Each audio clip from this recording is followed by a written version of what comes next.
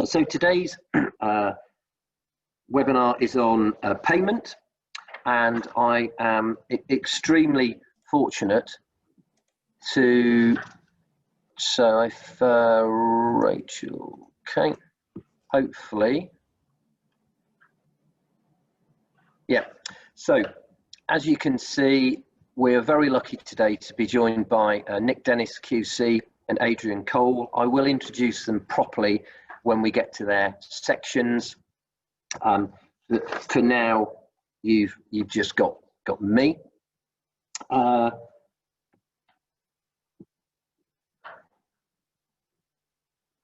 there's a slight delay in. Can you put it onto the next slide, Rachel, please? Yeah, I'll just give you the control again, 1 second. Okay, away you go. Well, I hope so. So we're going to talk about payment, but we're going to talk, as you can see, in 3 sections. Payment under JCT and NEC, which I'm going to deal with. Then Adrian's going to look at disputes and under the FIDIC in relation to payment. Adrian's going to take it sort of up to the hearing, and then Nick will take it from that point on.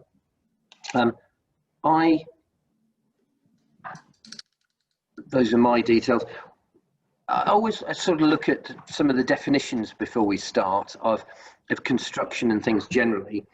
And one of the definitions I found for construction is that it's the creation of an abstract entity, and that language plays a large part in the construction of reality.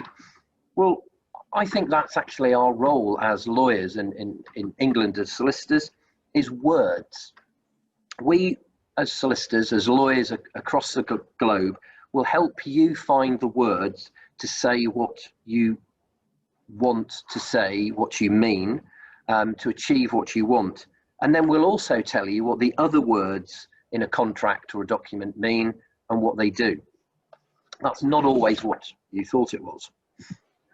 I'm also going to be a little bit sneaky because I'm not going to drone on about the differences and comparisons between JCT and NEC, because there is for you, it's 20+ pages, a paper that I've done on JCT and NEC. And so I'm not stupid enough to think that you've all signed up to hear me speak and that you want to get on to the main course. I accept really an appetizer role. But my notes, when you get them, you'll be able to download them, explain and examine the contents of the payment provisions in both NEC, and we've looked at the NEC Design Build Operate contract and JCT Design and Build, and it gives a comparison of the two. Obviously, JCT is more an English contract, and I would say that NEC is becoming ever more increasing international contract, although it is favoured, as you'll see in the UK, by a lot of institutions and government organisations. So, for example, I'm currently working on NEC option C for a specialist subcontractor on the high-speed rail contract, and all of that project is being dealt with under NEC option C. But I'm not going to go into great detail. There's a few sort of tidbits, if you like, in this my presentation. So here's a diagram for JCT. Goodness me, you must have seen that a few times. And there's one for NEC, just to show that I can draw diagrams, or someone else can. Payless notices. I just quickly wanted to touch on payless notices, because if you can put in the chat box, just really quickly, have a look at this. How many mistakes or errors do you think there are with this as a payless notice? Okay, so just shove in the chat box how many errors you think there are with that. Don't be shy. And whilst you're all considering, oh, 2, okay, We're all being a bit shy about putting numbers in. Well, anyway, I think there's lots, and in fact, that's why I've put the watermark on it. I don't think it gives details of the application number. I don't think it properly sets out the date of the application that it's relating to. There's no basis of the calculation. There's no reference to the clause number, quite apart from the sort of its general detail. But it's really just to emphasize to you, there's a lot of information in NEC and JCT, but it can go horribly wrong if, having followed all of that, you get your pay less notice wrong. And there's a number of cases that we'll refer to at the end where pay less notices have been incorrect. Next. Right, so final payment. On final payment, in particular under JCT, I'd encourage you to look more carefully at clause 424 and pay particular attention to the trigger clauses relating there to the final statement. Now, there are 3 options there that will trigger the due date, and those interact with clause 424.6, and as to whether or not the sum applied for can become conclusive by default. And that in turn, that clause then relates back and refers back to clause 1.8 and your entitlement to challenge the final statement through litigation or arbitration within a 28-day period. But my point is that there are a number of payment provisions, and you need to look at them and you need to read them carefully, and you need to think about how they cover different stages of the contract. It's not just in the application phase, whether you're a contractor or an employer, that you can come a cropper. There is final statement as well.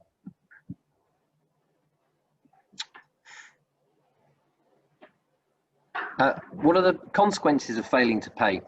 Well, I just like the picture on the left, the concept of things going wrong and hiding under a desk. So that might be the person who hasn't served a pay less notice or who hasn't made the application on time. And the consequences will link into insolvency, termination. Our webinar next month will be on termination. But they are severe, and you can end up with a site, as shown on the right, where your scaffold is up and absolutely nothing is happening. But I would say that construction is not meant to be conducted as warfare. Look at the NEC. Now, the NEC doesn't actually include any definitions or operative provisions to make it enforceable, but it does include, even in the DBO version at 10.2, that the contract is to be carried out in the spirit of mutual trust and cooperation.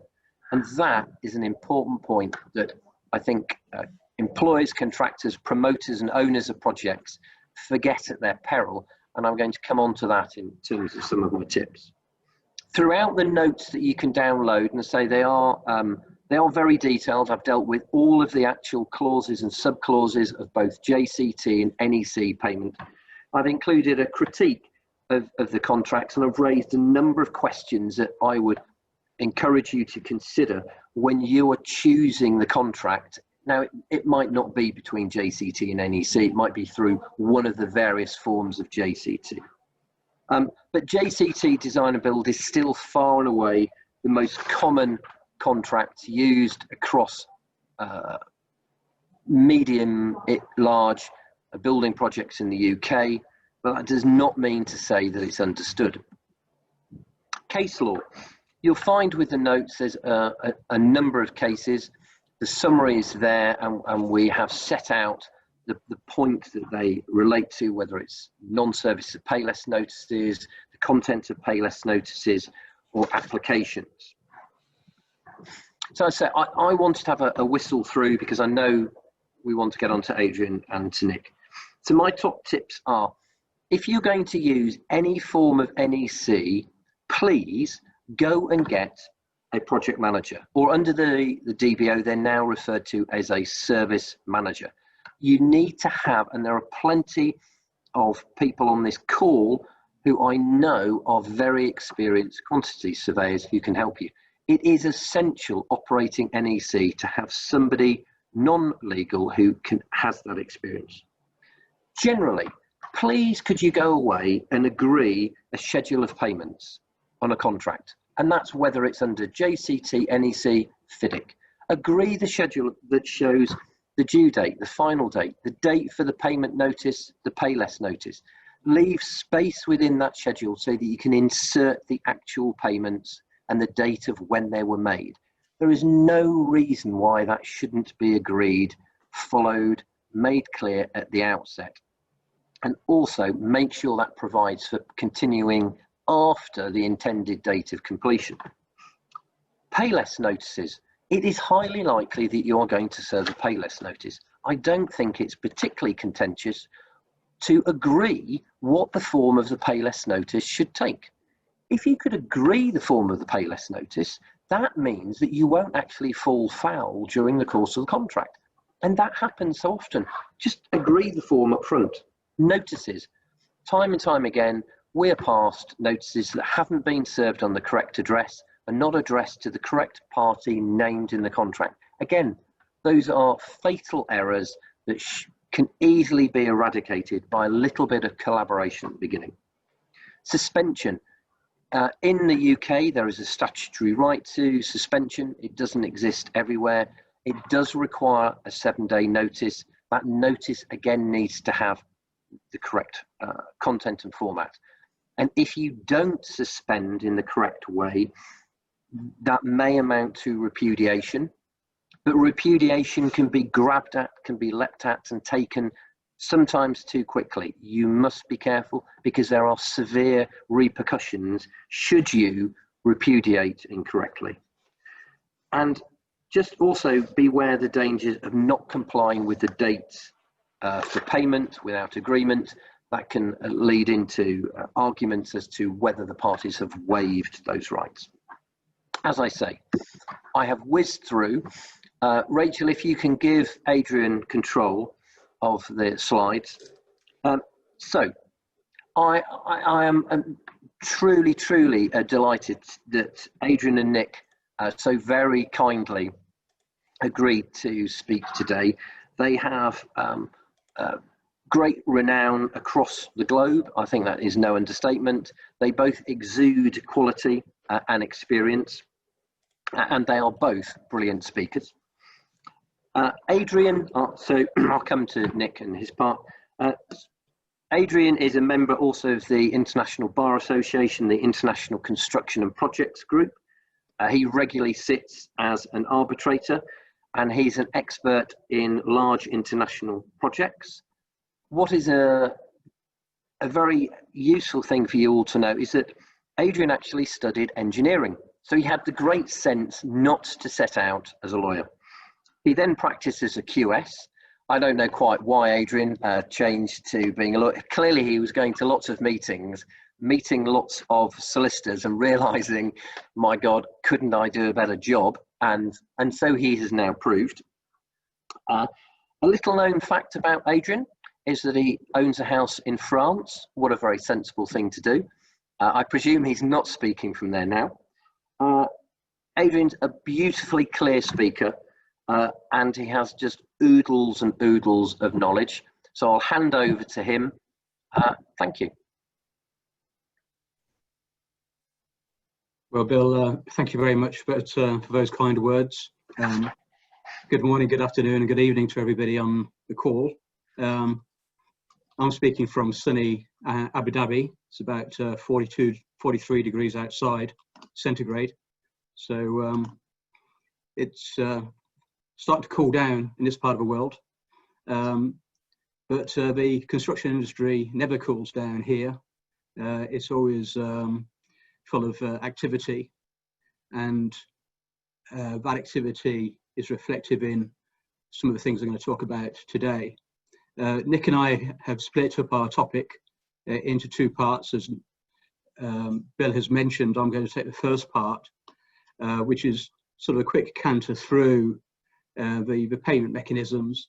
And we're going to look at the FIDIC Red Book, which is not housing grants compliant. And we're going to look at sort of the issues which give rise to payment claims, whether they're interim or final payment claims that ultimately lead to dispute resolution.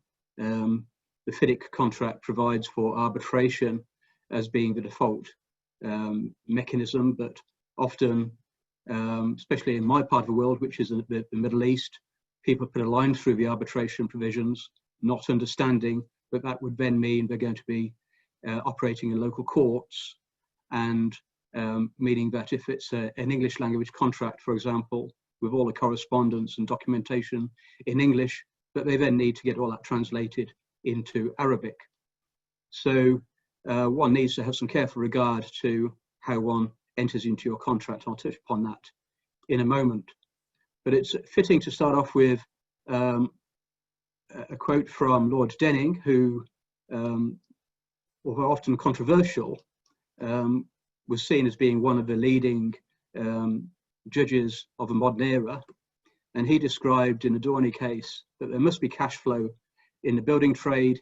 It is the very lifeblood of the enterprise. And it's that issue which gives rise to many disputes, as parties seek to either get the lifeblood to operate, or if you're the employer, you may wish to constrain the lifeblood if it's going to give you some more leverage over the contractor. And that's very common, particularly in this part of the world.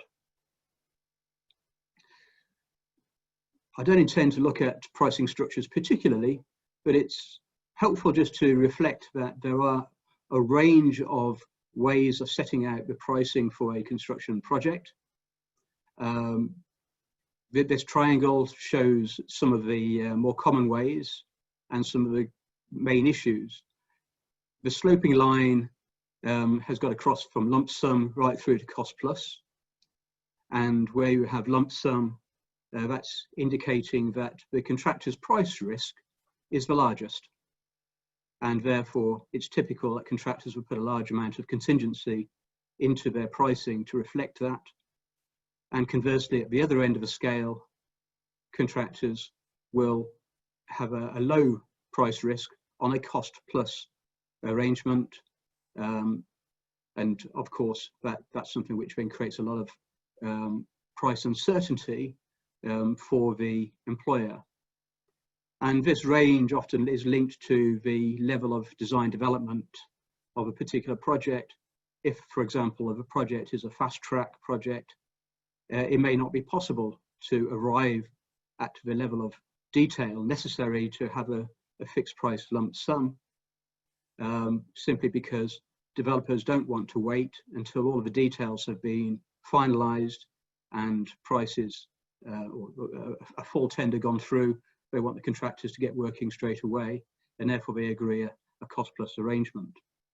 But then that can be a trigger for challenges at a later stage, and as I'll touch upon shortly. The FIDIC contract is well known to many of the people, I'm sure, on this call. It's very commonly used in the Middle East, as indeed elsewhere, particularly in the international environment. It's not necessarily being used in the latest forms. I'm going to be talking about the 99 edition. There's of course now a 2017 edition. And indeed in Dubai, where a lot of disputes take place, they're still using the 87. So times change slowly. But the thing to sort of grasp from here is that the contract price under the FIDIC Red Book is based upon a remeasurement contract, but it doesn't need to be, and often the contract is amended through particular conditions to turn it into a fixed price lump sum, or even a target or a cost plus type contract. And those adjustments can in themselves give rise to serious issues. There are also a bunch of adjustments which can be made to the contract price, adjustments relating to variations, value engineering, currencies, provisional sums, legislation, fluctuations, just to name a few. And then you've got issues of how those variations are to be valued. Are they based upon the contract pricing mechanisms? Are they based upon day works? And all the issues which go with those. And this process is all subject to the engineer's evaluation and determination. And there's been a lot said and written about how engineers operate. In this part of the world, sometimes engineers aren't as impartial as they are intended to be. That's sometimes due to a misunderstanding of their role. Sometimes it's entirely deliberate. Either way, it can generate issues, and issues which parties need to be alert to if they're not to be taken advantage of. In terms of payment, there's nothing exciting about how FIDIC deals with the payment regime. Conceptually, there's a few different steps where the contractor submits a statement to the engineer looks at the statement and eventually issues a payment certificate, and eventually the employer is intended to pay that payment certificate. The FIDIC timeline is 56 days from the statement to payment, but that is very often changed. I'm dealing with an arbitration at the moment where the parties eventually shifted from something which was around about 90 days to eventually a payment cycle of 120 days. And even then, the employer couldn't keep up with making payments on time. And that's been the source of some dispute in the arbitration. Reasons for these issues? Well, they're manifold. A lot of it is due to what I call a lack of contractual hygiene, which is a lack of clarity about the deal that has been entered into. Sometimes parties start out on memorandums of understandings, MOUs, sometimes on letters of intent, and they never actually get to entering into a formal contract or signing the contract because they've fallen out in between times, and therefore the contractor then refuses to sign the contract, or they cannot agree the final terms. Therefore, the certainty which is necessary for parties to proceed without disputes is lacking. There's the proverbial problem of incorporation of correspondence, and we've all seen this, which is where the contract is about to be concluded, and then somebody thinks it's a good idea to add the last dozen letters or so and bind them into the contract as being part of the contractual terms.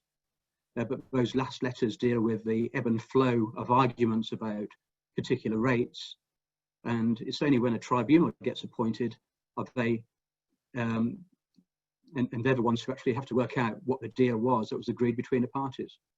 I suggest that's a crazy way of working, and if the parties want it to be in one particular way, they should express it so in their contract. Another area we see of particular issues is the attribution of last-minute discounts. So the contract has put in a price, they've negotiated it with the employer, the documentation is all ready, and then the employer thinks, well, actually, let me have a Dirty Harry moment and sort of say, look, punk, do you feel lucky? And he turns around to the contractor and says, I'd like an extra 5% discount, or actually just give me another 5 million off the price. The contractor feels duty bound to agree, or they settle upon some other figure, and away they go. But then later, when it comes to the payment statement or the certificate, the parties then working out actually how do they deal with that discount. Is it a percentage of the unit rates in the contract? Is it a percentage of certain items in the bill of quantities? How is it to be dealt with? And invariably the parties haven't reached agreement on these details, and they then fall out. There's also the issue of employers' financial arrangements. FIDIC has a contract clause 2.4, which allows a contractor to require the employer to provide details about its financial arrangements to make sure it has the wherewithal to make payment. But rarely we see of these entitlements used properly by a contractor. For example, I had a dispute concerning a Middle Eastern government employer who entered into a contract with a contractor, and then it transpired that the employer hadn't got authority from its Ministry of Finance to enter into that particular contract, and therefore the employer then drags its heels and stalls on the contract. And then there's an argument with the contractor about how that affects the pricing of the contract. It was meant to be a fixed price lump sum contract, but now the contract is starting late. There's high levels of inflation in the market. So the contractor wanted its price to be adjusted and the employer did not. So again, issues about ensuring money is available to meet the necessary obligations. Another area, I mean, we've had an interesting case where a super high net worth individual commissioned the construction of 2 very tall towers somewhere. And the works proceeded quite swimmingly until this employer realized he actually had to pay for the works on an interim basis. And being a high net worth individual, he's not used to making payments. Other people made payments for him. And therefore he suddenly found that the consultant team and the contractors are all lining up and saying, we need to be paid a load of money. And this high net worth individual just wasn't aware that he had this obligation and then wouldn't comply with it. So again, it's important to ensure that these things are in place. What's very common in the Middle East is that only a few people have authority to sign for payments. Those people may not be available at the necessary time, and therefore contractors want to ensure that there is a robust process in place for them to get paid. There was a very well-known developer here, a government developer, whose principal used to travel around the world at contractors' expense, looking at various qualities of marble and various qualities of steel, etc. But he was never in the office and therefore could never make the necessary payments. And the big issue that one sees, for example, in places like Dubai, is that in order to protect purchasers of real estate in the market, the government has created entities which will hold payments for real estate in escrow. But to try and get the money out of escrow to pay the contractor can really challenge the timeline that the parties have agreed. Because it's no longer a case of the engineer certifying payment and then payment being made. The engineer certifies payment, then the inspector from the government department comes along and has his say on the matter, and eventually money is released to the employer to pay the contractor. That gives rise to some real issues. But the other area where parties get it horribly wrong relates to information records. They simply do not keep the right sort of records. Either they don't generate them in the first instance or they don't retain them. And these records, which I'm sure Nick will touch upon, are essential if a party is ever to prove their case. We say, I've got an arbitration at the moment where there's a dispute relating to the rates following a variation to the works for concrete. Concrete was changed from 40 Newton to 60 Newton, but the prices do not distinguish between the labour and the material components. And therefore, it's not simply a case of saying, well, it should be the extra over cost for the increased price of concrete if you don't know what the original allowance was for the earlier concrete, for the earlier lower grade concrete. Likewise, on another case, we're seeing where there's been a change in the finishings on a project, and parties are arguing that they're entitled to more money as a result of a change from tiling to the use of a particular type of marble, and saying that the bill rates aren't suitable. But they're struggling to demonstrate that because they haven't retained the build-up of their rates and how the labour component has been calculated.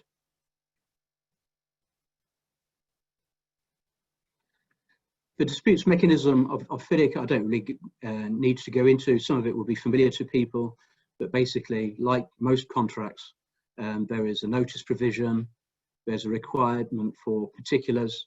Those particulars need to be sufficient, and frankly, there's always an argument about sufficiency. The engineer will say, if he wants to, there's not sufficient detail. The contractor will say, yes, there is, and you straight away have a dispute.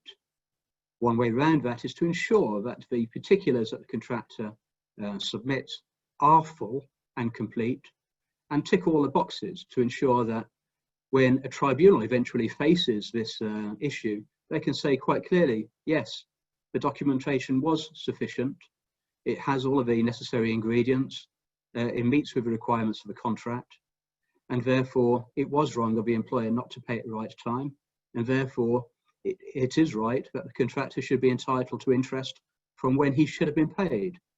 The contractor may well be at risk of recovering interest if he has not submitted the sufficient detail as to allow the engineer to make a proper determination. That takes us to clause point 3.5, determination, which is made by the engineer. That's a necessary step to referring a dispute to arbitration. Unfortunately, we don't often see cases settling at that point, mainly because sometimes the determinations aren't as balanced as they should be. And then it's into the dispute process properly. I won't go into that because I'll leave Nick to pick up on the process from there. But I think it's important for parties to think carefully about how they take their disputes forward, how they're going to evidence them, make sure they get a tribunal that is sophisticated and understands the construction process and how pricing mechanisms work. Often lawyers are not particularly very good at dealing with the numbers side of the claim. They need assistance from really good experts. Lawyers who are numerate, especially in the construction space, are very useful, but sometimes a bit of a rarity. So just to summarize and to close, and this is a quote here from John Barber, who was one of the well-known figures in the construction law industry. And he said that pressure on the car-toy industry can render a person unconscious in less than 10 seconds, and withholding payment has similar effect. And I think that is a fair reflection of the importance, as recognised by Denning, of payment. And it's important that parties look after their interests through good financial hygiene, that they operate diligent administration, they follow the 3 R's, having records, and more records to support their case, that they comply with their contracts, and that applies to all parties, and they get a decent tribunal, and they do the proper job and prepare. And if they do that, they may well win. At which point I'll shut up and pass over to Nick. Thank you.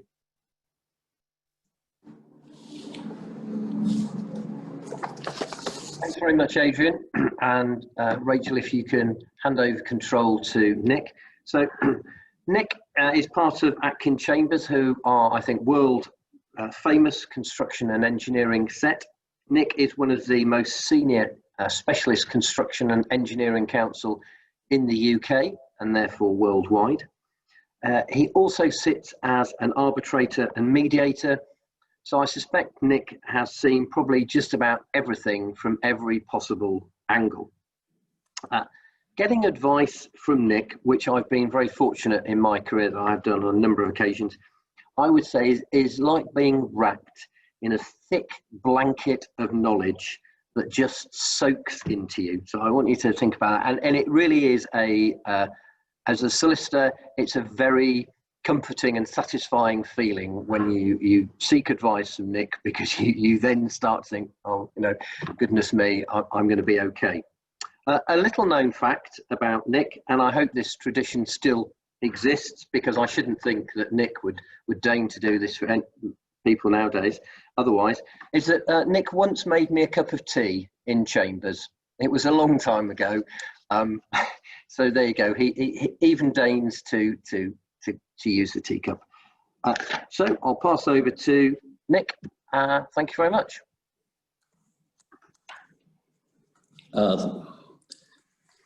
Bill, thank you very much. I can't remember when I was last introduced as a thick and enveloping blanket, but I try not to be a wet blanket as well. I also will have to see whether I can operate the screen and go on to the first slide, which seems to be being a little reluctant at the moment. Oh no, there we go. And just on one point of information, advocate for longer than I care to remember, arbitrator latterly, mediator once, and I intend to keep my 100% success record by never doing another mediation. However, so let's start then. We've now got our dispute to the starting blocks. You're in arbitration, and in the relatively brief time that remains, I was going to look at three aspects. Firstly, at a high level, just to identify what we are talking about when we're talking about payment disputes. Secondly, I was going to look at some pitfalls, and Adrian has already mentioned the question of records and briefly mentioned that. And thirdly, to say make one or two observations about effective presentation of the dispute. And so to start then with the characterization of what we're talking about when we're talking about payment claims. And in my experience, claims in international arbitration, and we're talking international and we are talking FIDIC, are predominantly payment claims of two types, either claims for an adjustment of the contract sum, depending on the type of contract which one is using, or alternatively claims. And on the FIDIC, when we're talking about claims, we are talking about claims for increased cost, and in relation to some types of claim, we are talking about claims for increased cost and profit. There are other types of claim, quality disputes, disputes as to the quality of the works. There are disputes arising from termination, themselves sometimes caused by underlying payment disputes. But of the two types of dispute, claims for adjustment of the contract sum, of course you can adjust for cost claims as well, but in my experience, the more usual type of claim are claims for increased cost. And I'll just give one example of a case I was involved in, which was for the adjustment of the contract sum in the terminology that I'm using, which was Maida Corporation and the government of the Hong Kong Special Administrative Region. And that was a case of front-end loading, and it caused a certain amount of controversy. And in that case, the contractor decided that he would cover what he perceived to be a shortfall in his bid by including a significant amount of the preliminary and general costs in the rates. And he chose a rate for hard paving, as I recall, and he chose that because he realized that the quantities, it was a remeasurement contract, the quantities were very much understated. He then went to arbitration and he had a claim in an impressively large number of millions of Hong Kong dollars for carrying out work which on any basis was relatively minor. And the question was, can you adjust the rate? It being commonly said that rates are sacrosanct.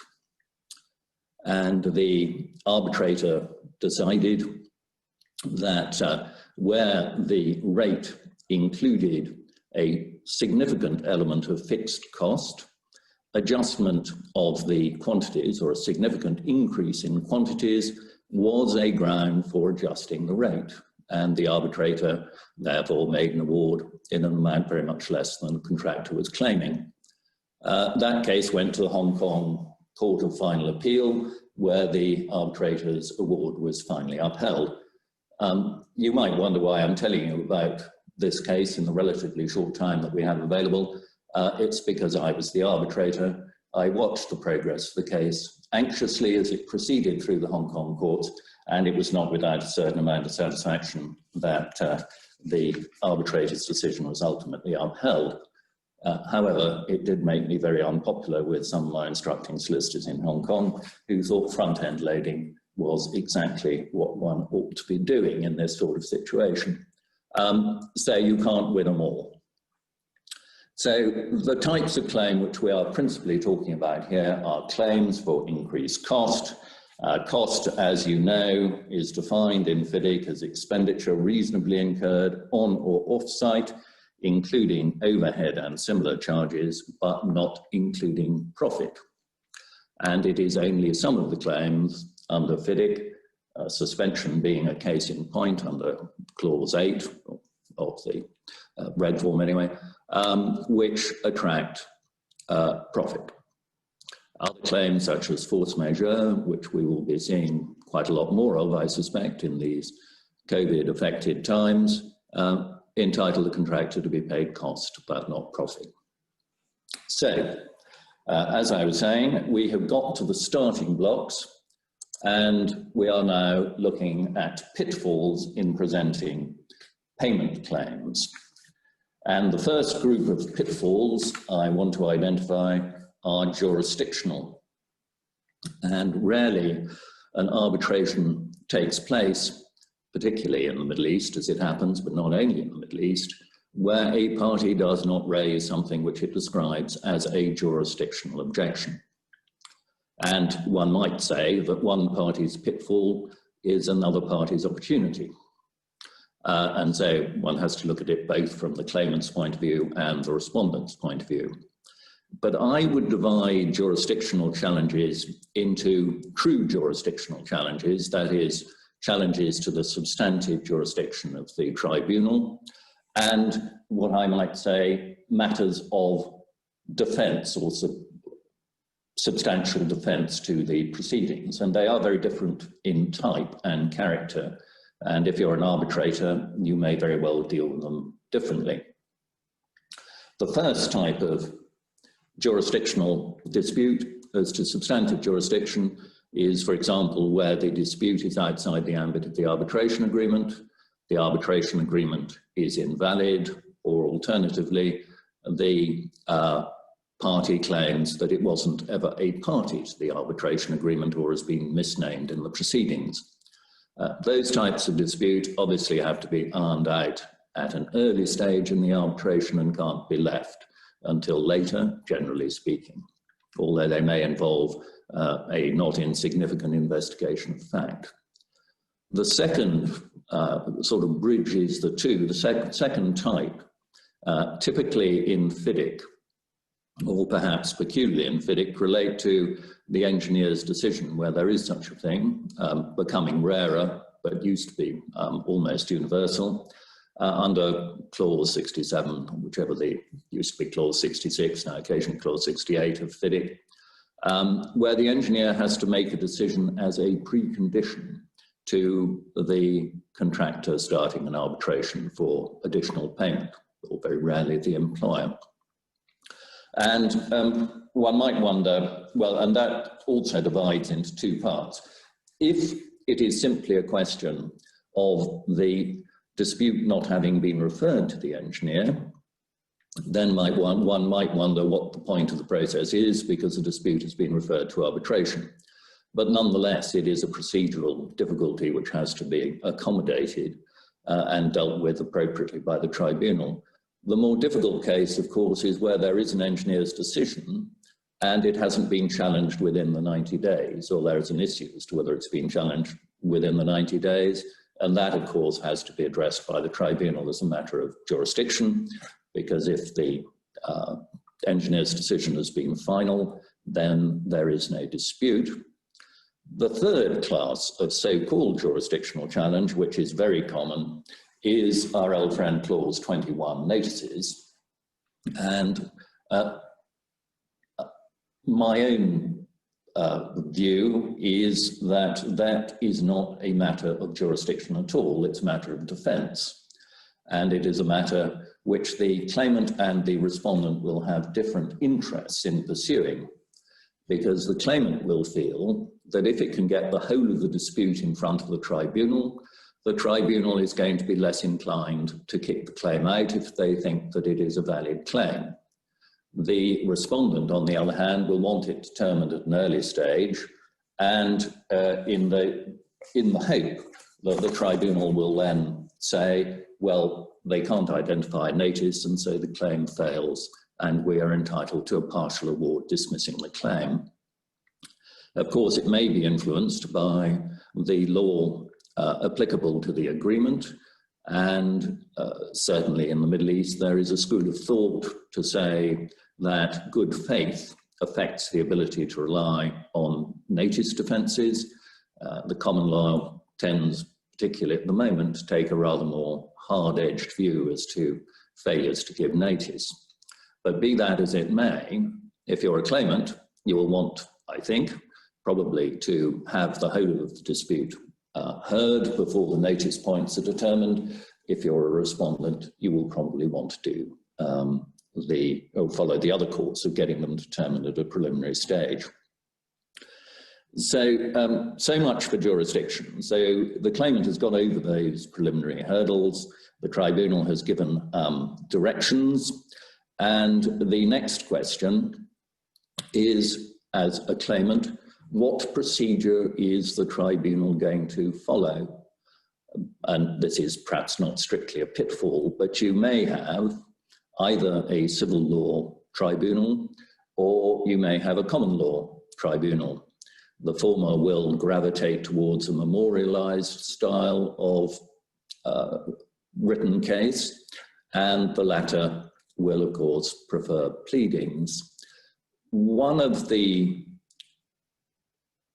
features to keep in mind of the two types of procedure are how you're going to use experts. And certainly there is a point of view that memorialized pleadings, where you produce your expert evidence at the first round of exchanged written submissions, in effect, the memorials might be contemporaneous or they might be sequential, but often they are produced traditionally at least at the same time. You then get the experts becoming very fixed in their views before they have had the opportunity of discussing the case between themselves and reaching agreement. And it is quite difficult, in my experience at least, to fit in an effective process of expert agreement in a memorialized type of procedure. And so that is something, if you're a claimant, I suspect to bear in mind strategically when you are considering the type of procedure that you want to follow.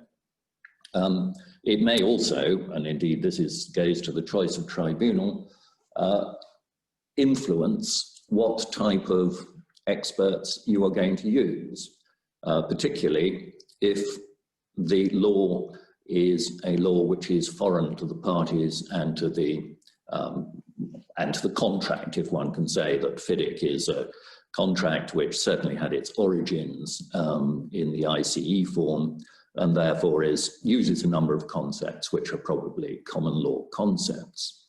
But what if it is being adjudicated according to the laws of Azerbaijan, for example? How are you going to take evidence of the law of Azerbaijan?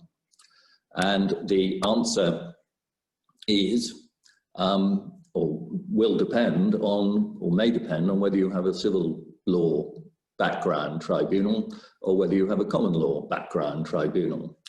The common law tribunal will receive evidence, may do it by evidence, may do it by submission, but will be open to being educated as to the law of Azerbaijan.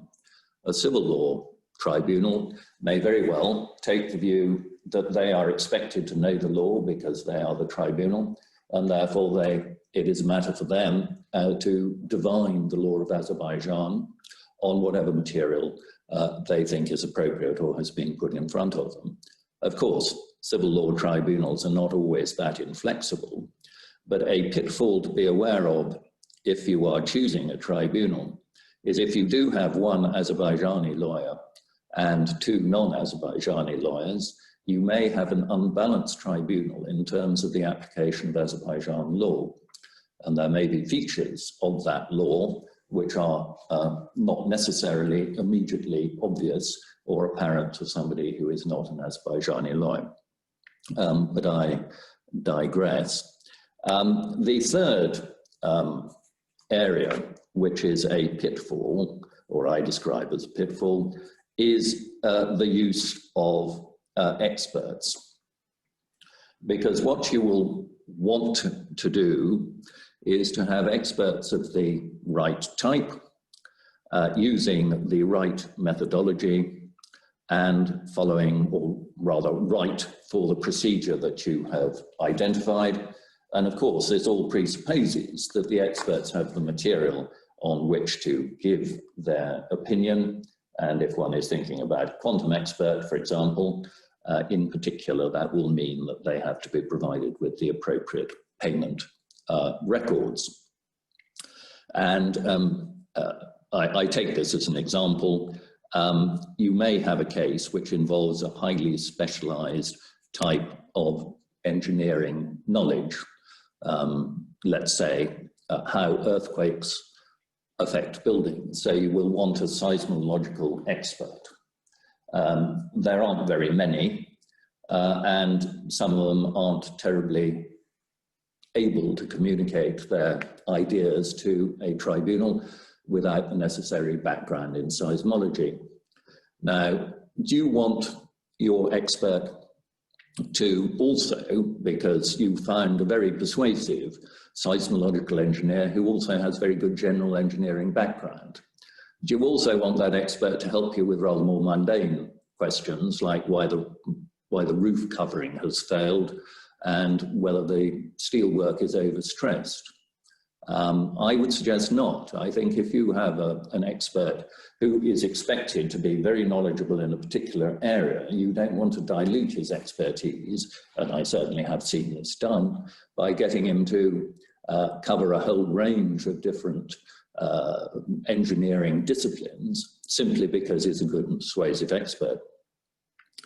Another particular bugbear is having an expert having a claim which has been prepared with the benefit of, let's say, a programming expert who has carried out a time impact analysis, because that has produced the longest path and the longest period of delay. You then get to arbitration and you think to yourself, well, that expert actually has been involved in preparing the claim, he's very close to the client, his independence may be in question. We better go and get another expert. You go to another expert, and the second expert says, but this method of analysis simply won't pass muster. It simply isn't proving causation, and anyway, it has nothing to do with what happened. You've got these sprinklers at the end of the job which have caused 1.5 years delay, but it didn't cause any extra expense, and so extra cost. And so you have to reformulate your case with your new expert during the course of the arbitration. And that is a very ineffective way of presenting a case and leads to all sorts of difficulty. And so one of the matters that you will have hopefully sorted out at the early stage before you get to arbitration is that you have experts who are supporting the essential elements of your case, who you are going to use in the arbitration. A third point to consider is, and really we're now getting into the next and final stage, which is the effective presentation of payment claims, is what use are you going to make of your expert? Is your expert also going to be involved in a hot tub? Is he going to be responsible for articulating part of the client's case? Of course, not as an advocate, because that is something which is going to immediately cause alarm in the tribunal. But if you're going to subject your expert to a hot tub, you want an expert who's going to be able to stand up for themselves in the process of hot tubbing. Now, of course, you won't necessarily know that at the outset. You may have a brilliant expert who's just a little reticent, but he knows everything there is to know about what he's talking about. But again, you will have to try and adjust the procedure that you're going to adopt to the strengths and weaknesses of the material that you have. And probably, if you have a reticent but brilliant expert, you won't want to put him in a hot tub. And of course, well, this is also based on the fact that you have, during the course of the project, collected the material that is necessary to present your case. And then finally, and just before going off that, the case which I mentioned at the outset, which is Maida and the Hong Kong government, there were two quantity surveying experts, very well-known quantity surveying experts in the region, and they produced very lengthy reports telling the arbitrator what the answer to the underlying question of re-rating was.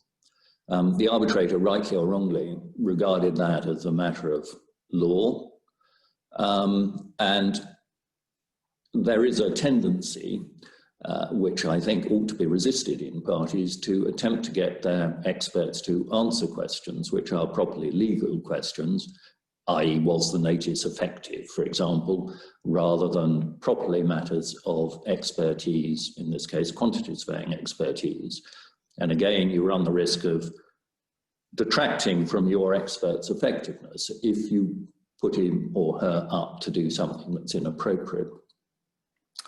And so that leads me to my final point in this sort of gallop through effective presentation. Who is your advocate going to be? It's not going to be your expert, at least not except in a rather surreptitious and disguised form. But what sort of advocate is going to be suitable for your dispute? It's not really for me to say very much about this, although it is always interesting if one sits on the other side of the fence as arbitrator to see what effect different types of advocacy are having on the tribunal, because of course tribunals talk to themselves. There are usually three of them, not invariably, but usually three of them, and they talk to each other as the case is going on, and it is very revealing as to what they like and dislike in advocates. And I suspect it would sometimes come as something of surprise to the client to know what the arbitrators are thinking. And certainly it doesn't always correspond with what I feel. But just to take an example, there is a tradition, or was a tradition at least, at the English bar for a form of cross-examination which was at least moderately aggressive. Clients love it. They think it's brilliantly effective, discomforts the witness, probably means that they give their oral evidence less effectively than otherwise they might. And it's what people like me have been brought up on. Tribunals don't necessarily like it. And some civil law tribunals positively dislike it. So you have to be careful, and you have to adapt, and a good advocate will adapt their style of advocacy to what they perceive the tribunal to want. And the idea that you translate the sort of TCC into an international arbitration is, I think, very misguided and a mistake that a lot of more junior advocates tend to make. You want to make up your mind what you want the advocate to do. And my final point is, if the point about advocacy is to persuade a tribunal of your client's case, and so think what the tribunal needs to make its decision. It is surprising as a tribunal how often one is presented with beautifully constructed advocacy, telling one what one knows perfectly well already. There are certain things that tribunals are always going to want help with, The tribunal won't always tell you, but that is where you're going to make a difference. As an advocate, you're not going to make a difference by just dotting the I's and crossing the T's of the part of your client's case which the tribunal are going to accept anyway. And so, not an easy thing to do, but I think that, and sophisticated, I'm sure, clients and lay clients, professional clients can give a lot of attention to this. And there are very different styles depending on whether you're in North America, whether you're in Hong Kong, whether you're in the Middle East. There will be different styles of advocacy that will work in different places, but it isn't one size fits all.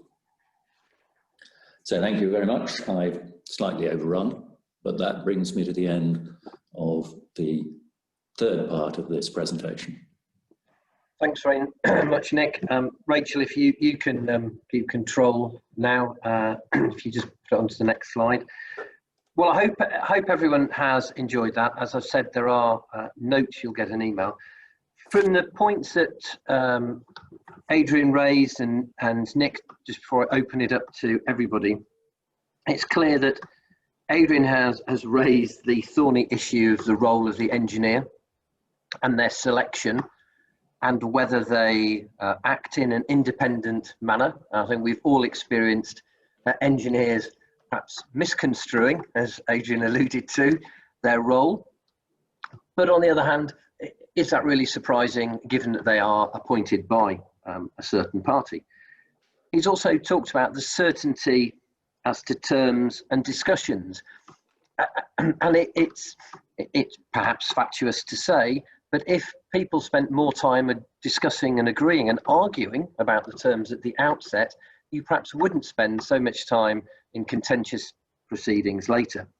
It is possible to agree the process of work, and in my experience, particularly in complex projects where you have FIDIC, parties don't spend enough time looking forward into the future and how they're actually going to apply the various terms of the contract. There's perhaps an element of naivety that everybody is on the same level of knowledge and that they then proceed. And of course, documents, all of those things go into documents, whether it's the correspondence or the emails. And no matter what you think, that now also includes WhatsApp, text, you name the versions of electronic data. All of that is disclosable. All of that can potentially be seen by your opponent. So you need to think about how you're communicating pre and during a project if it is going to go wrong. And don't be surprised or upset if someone sees what you thought were personal, private, intimate emails, texts, WhatsApp messages at a later date. Those are all things that you should think about. From Nick, it's quite clear that you can have an outcome that can be obviously correct because Nick decided it, but it won't necessarily be expected or welcome. But I fear that is the role of the arbitrator, that you're not there to be popular all the time. He's also talked about planning, which echoes Adrian's thoughts, and the team.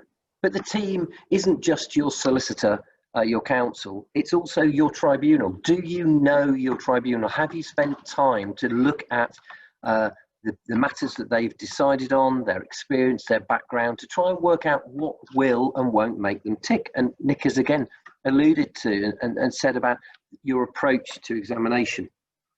Your selection of your advocate. Here you have a prime example of a fantastic solicitor who you could instruct if you have a dispute, and brilliant counsel. You need to think early doors about who you're going to use. And in my view, just as dispute boards are set up at the beginning of a contract, you should be looking with your solicitor in terms of the non-contentious. Is that solicitor going to hold your hand through the whole process of the contract and perhaps also deal with the contentious aspects later? There's no reason why you shouldn't go and get counsel's advice and get the comforts that I talked about at the outset, because that's money that you're investing in trying to make sure that your project finishes, let's be honest, vaguely on time and on budget. I'm going to open it up now. Rachel, if you can sort of unmute people and put it on the general screen. and at the end we'll come back. I would ask everybody, we have a number of countries represented. It would be really helpful for me. Can you all type in the chat box the country where you are currently based? Now, obviously with the delights of COVID, you might be in a country that's not actually the country that you normally work in. So if you could put both, it's just really helpful for me to see where everyone's from. Can you also type in what's the main form of contract that you use? And what's the main form that you see in projects? So there may be a difference. There may be a form that is prevalent in your particular country, but a different form that's used in the contracts you're working on. And the reason I ask these questions is that we try very hard to make sure that these webinars actually deal with the issues that concern and touch each of you and that are as relevant to all of you as possible. And so the next webinar in October is going to be on termination. So the more information you can give me about the sort of contracts you're using, the more I will make sure that we include those within the next webinar. If you've got any questions, if you can put them in the chat box, but equally, you can all unmute or just unmute as you go. You can put your hand up and I'll call out your name if that's easier.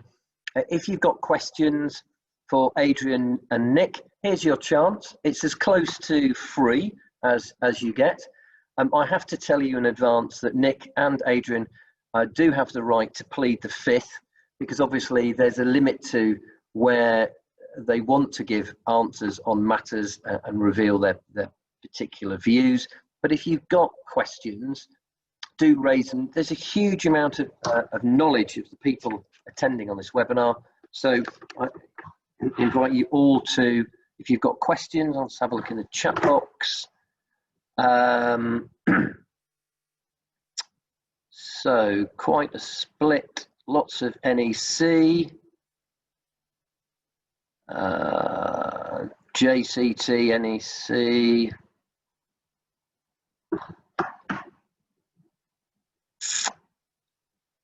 Well, of course, Australian standard conditions. Are those heavily modified by you, Donald? FIDIC, JCT, okay. So in Algeria, are you presumably using FIDIC, or are you using a sort of French standard contract?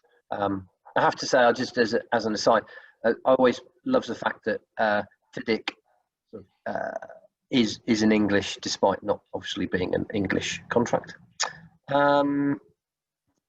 JCT, Indian government tailor-made contract. Okay, so does anyone else have a country where you're using an actual government created form of contract apart from in India?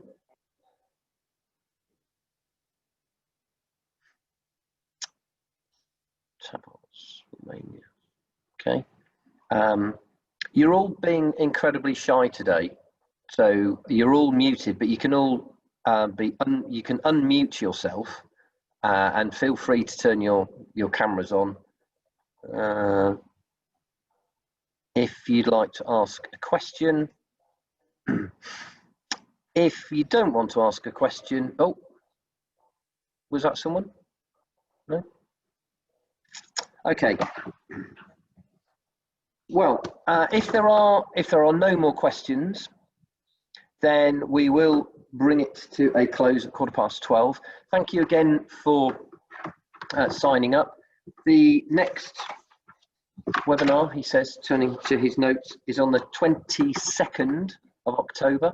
That is a Thursday. It'll again be at 11 o'clock, and that will be on termination. So we will incorporate as many of the forms of contract that you have referred to.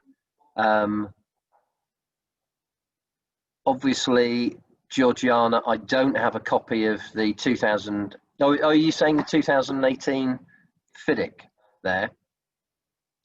And I can't really comment on French standards in Algeria. but I suspect FIDIC is also used.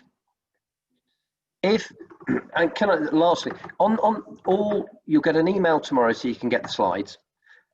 If any of you need advice, please ask questions. I genuinely can't recommend Adrian and Nick highly enough and their respective practices. They are well known, and I highly commend them to all of you if you do have a construction dispute. In November, we'll be dealing with FIDIC more specifically, and much against my better nature, there'll be a form of quiz in December. Although goodness knows what the questions will be, but we'll think of something. And I do hope you all attend so that we can make that perhaps a more slightly interactive session. So it's with thanks to Adrian and Nick. Thank you very much indeed. And that is it, everybody. Thank you very much for attending. Goodbye. I hope you have great days and that the start of your weekends are healthy, active and happy. Okay, bye. Thanks, everyone.